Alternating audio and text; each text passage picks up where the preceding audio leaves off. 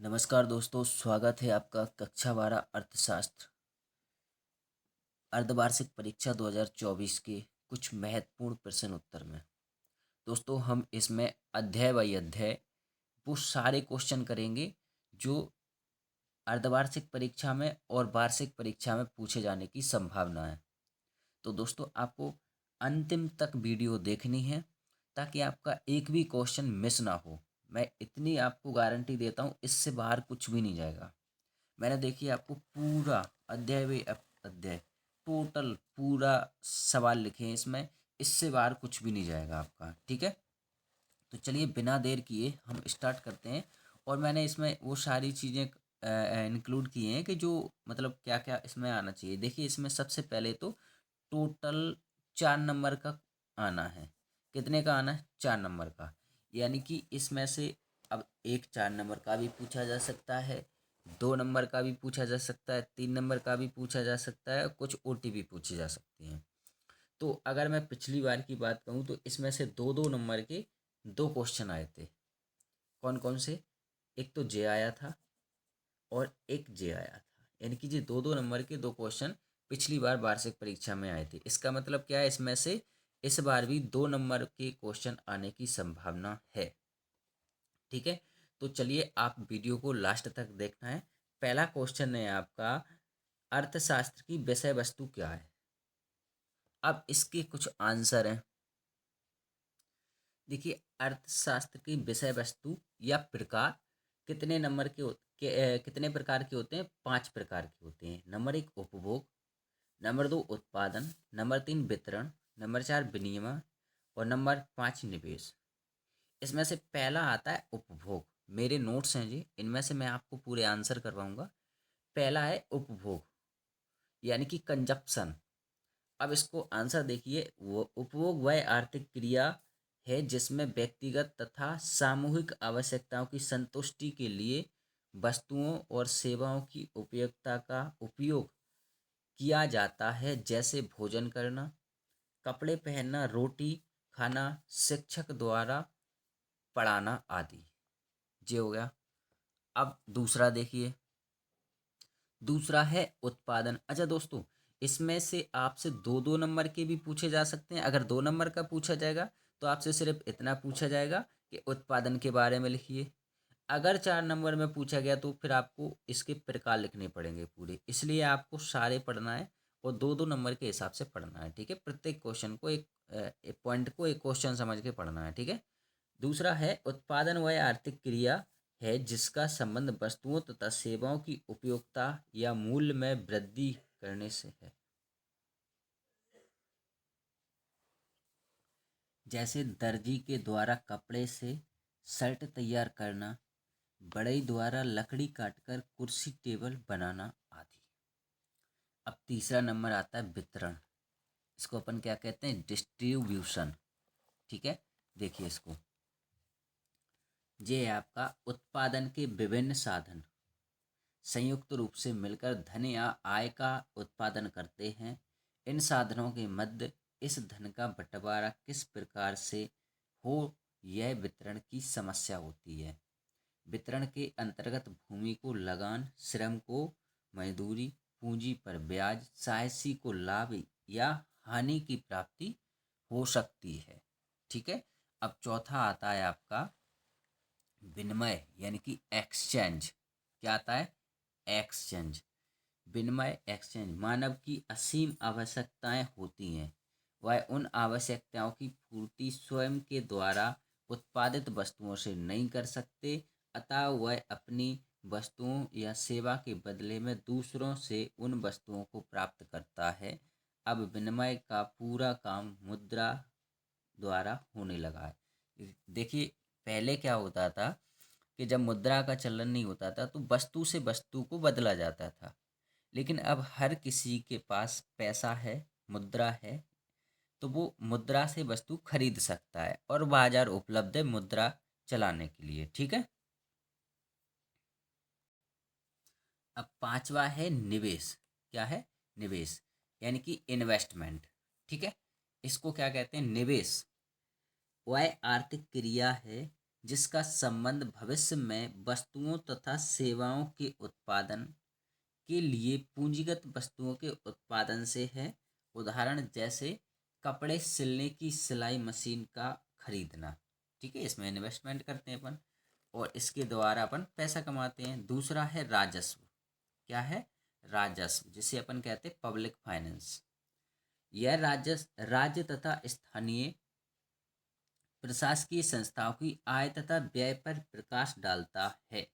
इसके अतिरिक्त यह विभाग कर लगाने के सिद्धांतों का भी अध्ययन करता है। इसके अतिरिक्त समस्त योजनाओं जैसे रेल, तार, मद्य निषेध, यातायात, रक्षा उद्योगों की प्रगति में किए गए व्यय के उचित या अनुचित होने का भी निर्णय करता है। ये हो गए आपके अर्थशास्त्र की विषय वस्तु या आर्थिक क्रियाओं के प्रकार। ठीक है, ये अब आपसे 4 नंबर में पूछा जाए तो आप 4 पॉइंट कम से कम लिखाना है, और अगर 2 नंबर में पूछा गया कोई भी तो आप उसके बारे में लिखे आएंगे। ठीक है, दूसरा क्वेश्चन है आपका, बाजार अर्थव्यवस्था किसे कहते हैं? देखिए 2023 में पूछा गया क्वेश्चन है। ठीक है, तो इसका आंसर देखते हैं। देखिए इसका आंसर देखिए नोट्स में, बाजार अर्थव्यवस्था किसे कहते हैं? उत्तर है, बाजार अर्थव्यवस्था एक स्वतंत्र अर्थव्यवस्था होती है जहां उत्पादकों को यह निर्णय लेने की स्वतंत्रता होती है कि क्या, कैसे और किसके लिए उत्पादन किया जाए। यह निर्णय उत्पादक किस आधार पर लेते हैं। ठीक है, यह बाजार में पूर्ति और मांग की शक्तियों पर निर्भर करता है। ठीक है, क्या उत्पादन किया जाए? उत्पादक उन वस्तुओं का उत्पादन करेंगे जिनकी मांग अधिक है। ठीक है, और पूर्ति कम है। ऐसी वस्तुएं उत्पादकों को अधिक कीमत तथा ऊंचे लाभ प्रदान करती है। तो ये आपका लाभ का क्वेश्चन हो गया। दोस्तों देखना, क्वेश्चन आपको कहीं से भी करना है लेकिन आंसर इसमें से करना है, क्योंकि मैंने इनके आंसर बहुत अच्छे बनाए, इनमें आपका एक भी नंबर नहीं कटेगा। तो आपको यहाँ से आंसर अच्छे से कर लेना है। ठीक है, तीसरा क्वेश्चन है आपका, सकारात्मक आर्थिक विश्लेषण किसे कहते हैं? ये भी देखना 2023 में आया है। ठीक है, अब इसका आंसर देखिए आप,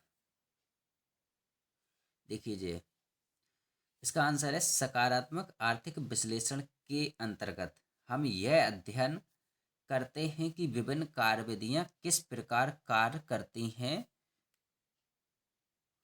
उदाहरण, जब हम कहते हैं कि कीमत के बढ़ने से मांग की मात्रा कम हो जाती है और कीमत कम होने से मांग की मात्रा बढ़ जाती है, तो यह सकारात्मक आर्थिक विश्लेषण है। ओके, ये आपका क्वेश्चन। अगला क्वेश्चन है आपका, अर्थव्यवस्था की केंद्रीय समस्या क्या है? तो देखिए ये भी 2022 में पूछा गया सवाल है। ठीक है, अब इसका आंसर देखते हैं। देखिए इसका आंसर देखिए, प्रत्येक अर्थव्यवस्था को अपने पास उपलब्ध अनेक संभावनाओं में से किसी एक का चयन करना पड़ता है। दूसरे शब्दों में, बहुत सी उत्पादन संभावनाओं में से किसी एक का चयन करना ही अर्थव्यवस्था की केंद्रीय समस्या है। ये इसका आंसर हो गया। अगला देखते हैं। देखिए अब हमारा 5वां क्वेश्चन है, आर्थिक और अनार्थिक क्रियाओं में अंतर। ये आपका 2019 में पूछा गया है। ठीक है, इसका आंसर देखना। इसका आंसर देखिए इसमें जो सीरीज में है इसमें से मैं आपको बता रहा हूँ। मनुष्य की वे आर्थिक क्रियाएं जिनका उद्देश्य धन कमाना या जो मुद्रा रूपी मापदंड से मापी जा सकती हैं, आर्थिक क्रियाएं कहलाती हैं। ठीक है, इसका है, मनुष्य की वे सब क्रियाएं जिनका संबंध धन से नहीं या जिन्हें मुद्रा रूपी मापदंड से नहीं मापा जा सकता, अनार्थिक क्रियाएं कहलाती हैं। ठीक है, दूसरा है, एक श्रमिक का मजदूरी पर खेत में कार्य करना आर्थिक क्रिया है। माँ द्वारा पुत्र की देखभाल करना अनार्थिक क्रिया है। ठीक है, तीसरा है, शिक्षक का स्कूल में पढ़ाना आर्थिक क्रिया है और शिक्षक द्वारा अपने पुत्र को घर में पढ़ाना अनार्थिक क्रिया है। नंबर 4 है, नर्स द्वारा अस्पताल में रोगियों की देखभाल करना, और नंबर 4 इसका है, विद्यार्थियों द्वारा शाम को क्रिकेट खेलना। तो ये आर्थिक और अनार्थिक क्रिया में अंतर था। ठीक है, ये मैंने करवा दिया। अब अगला क्वेश्चन देखते हैं कौन सा है। देखिए इस पार्ट का लास्ट क्वेश्चन है, आदर्शक आर्थिक विश्लेषण से क्या आशय है? ये 2020 में पूछा गया। अच्छा ठीक है, अब इसका आंसर देखिए। इसका आंसर है, आदर्शक आर्थिक विश्लेषण में हम यह समझने का प्रयास करते हैं कि ये विधियां हमारे अनुकूल हैं भी या नहीं। यह अर्थव्यवस्था के प्रदर्शन में सुधार करने के लिए नीतियों को समाहित करती है। इसका संबंध मुख्य रूप से आदर्शों से होता है। उदाहरण के लिए, जब हम कहते हैं कि सिगरेट और शराब की मांग कम करने के लिए उनके ऊपर की दरें बढ़ा देनी चाहिए, तो यह आदर्शक आर्थिक विश्लेषण होता है। ठीक है दोस्तों, इसके तीन क्वेश्चन और रह गए। देखिए, एक क्वेश्चन ये है, दुर्लभता से आप क्या समझते हैं? तो इसका आंसर है, दुर्लभता या अभाव एक मूलभूत आर्थिक समस्या है। मनुष्य की आवश्यकताएं लगभग असीम है, जबकि साधन सीमित है। इसका सीधा अर्थ यह है कि समाज मनुष्य की सारी आवश्यकताओं को पूरा करने में सदा असमर्थ है। अगला क्वेश्चन है, अवसर लागत से क्या आशय है? ठीक है, इसका आंसर है, यदि हम किसी एक वस्तु की अधिक मात्रा प्राप्त करना चाहते हैं तो अन्य वस्तुओं की कम मात्रा प्राप्त की जा सकेगी। इस प्रकार एक वस्तु की कुछ अधिक मात्रा प्राप्त करने के लिए बदले दूसरी वस्तु की कुछ मात्रा छोड़ना पड़ता है। इससे वस्तु की एक अतिरिक्त इकाई प्राप्त करने की अवसर लागत कहते हैं। ठीक है, देखिए, इसका एक क्वेश्चन और है जो मैं करवाना चाहता हूँ। रीजन क्या है, मैंने नोट्स में इसलिए नहीं लिखा क्योंकि इसमें से सिर्फ 2 नंबर के पूछे जाना है। लेकिन शायद अगर ये अंतर व्यष्टि एवं समष्टि अर्थशास्त्र में अंतर कोई चार, देखिए जी, 19 में आया और 22 में आया। मैं इसलिए लिखवा रहा हूँ ताकि अगर आपसे 2 नंबर का भी पूछ लिया जाए तो आप इसको कर आओ। ठीक है, 2 नंबर से ज़्यादा में नहीं पूछा जाएगा, जे क्लियर है। तो इसका देखिए, पहला है व्यष्टि अर्थशास्त्र और इधर समष्टि अर्थशास्त्र। आशय, पहला पॉइंट है आशय। व्यष्टि अर्थशास्त्र में आर्थिक इकाई के एक भाग का अध्ययन किया जाता है, जैसे एक उत्पादक, एक उपभोक्ता, एक विनियोजक, एक व्यापारी आदि। और समष्टि में क्या होता है, समष्टि अर्थशास्त्र में संपूर्ण अर्थव्यवस्था का एक बृहत इकाई के रूप में अध्ययन किया जाता है। उद्देश्य, इसका उद्देश्य संसाधनों का सर्वोत्तम आवंटन है और इसका उद्देश्य संसाधनों के पूर्ण रोजगार एवं विकास से होता है। अब आप चारों पॉइंट बता रहा हूँ मैं आपको, जो करना है वो कर लेना। उपकरण, इसके मुख्य उपकरण मांग एवं पूर्ति है। इसके मुख्य उपकरण समग्र मांग एवं समग्र पूर्ति है। समस्या क्या है, व्यष्टि अर्थशास्त्र की मुख्य समस्या कीमत निर्धारण है और समष्टि अर्थशास्त्र की मुख्य समस्या आय एवं रोजगार का निर्धारण है। यहाँ तक जो क्वेश्चन थे वो मैंने सारे करवा दिए। इतना जरूर कहूँगा, इससे बाहर आपका क्वेश्चन कभी नहीं जाएगा। अगर इतने आपने कंप्लीट कर लिए तो यानी कि एक अध्याय के टोटल क्वेश्चन आप कंप्लीट कर चुके हो।